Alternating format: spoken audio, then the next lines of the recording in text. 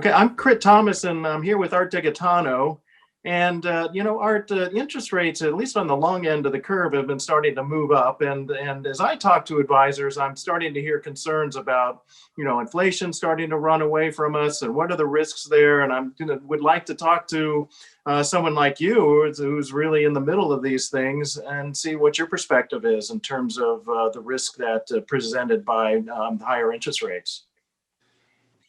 The last 2 months, I would say the rate market and the treasury curve has been steepening out. You've seen that just on the equity side with the performance in the bank stocks like JP Morgan and Wells Fargo and Bank America.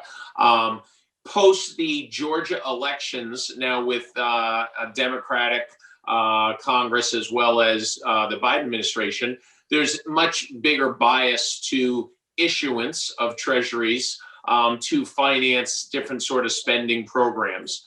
And the market, that is the theme in the market. So you're seeing rates move gradually higher. You're also seeing inflation break-evens out to the 10-year point around 205, which anticipates a opening of the economy as maybe the vaccines get rolled out and things start to soften. I would say our humble view is we're more biased towards rates bottoming out here or topping out here and not really moving higher. And if you think about a Biden administration, at least what they've said, you might have tax increases with those with the treasury issuance. So that might put a little bit of a dampening on the economy. Also, if interest rates go up, there's a fair amount of analysis that goes into valuations of the equity market. So valuations might be stretched. And again, you might have a muted equity market. And finally, I would also say it's not clear that they will get the 1.9 trillion spending package done, as well as in 2 or 3 months, there's going to be an infrastructure package, which will be significant. So if they have lower numbers that end up getting approved, you're going to have less issuance. The last thing I'd say as well is if you look at the hedge fund community, the top, say, 20 strategists on the street, and even a fair amount of the mutual fund community, everyone's position biased for higher rates. So if interest rates were to top out here in the next month and move lower, you're going to see a significant shift in where people will have to reallocate. So we're a little more not worried about rising rates. And inflation-wise, I'll just mention that we kind of look at it the way a household. If you told me that I had lost my job and I was having to cut back in a recession, I definitely would want to be in a household that has no debt versus a lot of debt. So when you think about the U.S. economy, just on a basic premise, significant amount of debt servicing. At the corporate level, significant amount of debt servicing. So if there's any sort of slowdown, I think that could be deflationary. It's not really in people's models right now, but we'll see. So we're more a little balanced than I'd say the street and maybe most of the positioning out there. But again, we're running only a 3-5 duration so in the portfolio, so we're not going to be effective if we're not correct and interest rates move higher. And we do have a fair amount of floating rate exposure, which would benefit in a rising rate environment, although it's not our base case. Okay, that was great. I appreciate it, Art. Terrific. Thank you.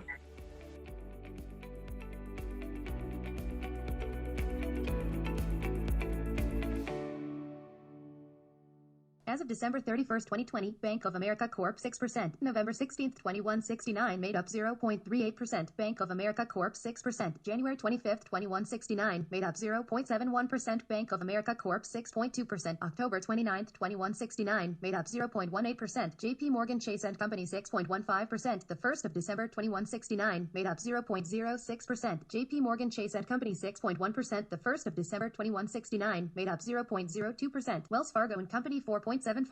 December 15th, 2169, made up 0.24%. Wells Fargo & Company 5.7%. December 15th, 2169, made up 0.2%. And Wells Fargo Income Opportunities Fund made up 0.26% of the Flexible Income Fund. Current and future portfolio holdings are subject to change. The Touchstone Flexible Income Fund invests in fixed income securities which can lose their value as interest rates rise and are subject to credit risk, which is the risk of deterioration in the financial condition of an issuer and/or general economic conditions that can cause the issuer to not make timely payments of principal and interest, also causing the securities to decline in value, and an investor can lose principal. When interest rates rise, the price of debt securities generally falls. Longer-term securities are generally more volatile. The fund invests in preferred stocks which are relegated below bonds for payment should the issuer be liquidated. If interest rates rise, the fixed dividend on preferred stocks may be less attractive, causing their price to decline. The fund invests in non-investment grade debt securities which are considered speculative with respect to the issuer's ability to make timely payments of interest and principal, may lack liquidity, and has had more frequent and larger price changes than other debt securities. The fund invests in asset-backed securities which are subject to the risks of prepayment, defaults, changing interest rates, and at times the financial condition of the issuer. The fund invests in corporate loans which are considered speculative with respect to the issuer's ability to make timely payments of interest and principal, may lack liquidity, and have more frequent and larger price changes than other debt securities. There is a high risk that the fund could suffer losses from investments in non-investment grade debt securities caused by the default of an issuer. The information and statements provided here are believed to be true and accurate. There can be no assurance, however, that the beliefs expressed herein will be consistent with future market conditions and investor behaviors. This commentary is for informational purposes only and should not be used or construed as an offer to sell, a solicitation of an offer to buy, or a recommendation to buy, sell, or hold any security. Investing in an index is not possible. Investing involves risk, including the possible loss of principal and fluctuation of value. Past performance is no guarantee of future results. Please consider the investment objectives, risks, charges, and expenses of a fund carefully before investing. The prospectus and the summary prospectus contain this and other information about the funds. To obtain a prospectus or a summary prospectus, contact your financial professional or download and/or request one at touchstoneinvestments.com/literature-center or call Touchstone at 806-388-8194. Please read the prospectus and/or summary prospectus carefully before investing. Touchstone funds are distributed by Touchstone Securities, Inc., a registered broker-dealer and member FINRA and SIPC, a member of Western and Southern Financial Group. Copyright 2020 Touchstone Securities, Inc.